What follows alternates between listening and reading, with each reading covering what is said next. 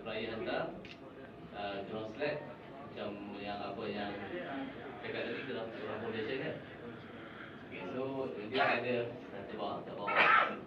Panel tu kan nanti dia akan ada tempat untuk bertumpul satu bawah. Jadi either welding, setengah tu ada welding, setengah tu ikut design lah. Yang saya buat ingat.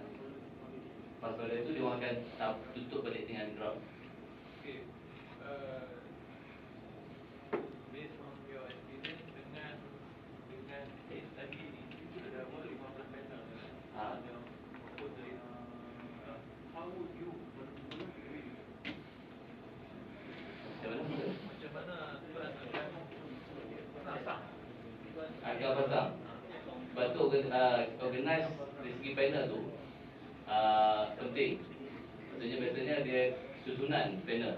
Sebab kita tahu dalam satu building ni dia banyak type, especially dalam wall panel system. Dia ada banyak type.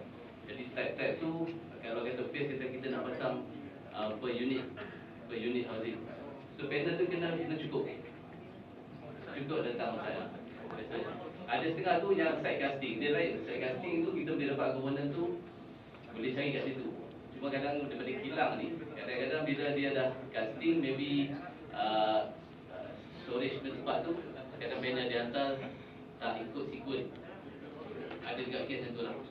Tapi bila kadang-kadang bila set casting, dia senang kita boleh ambil on the spot.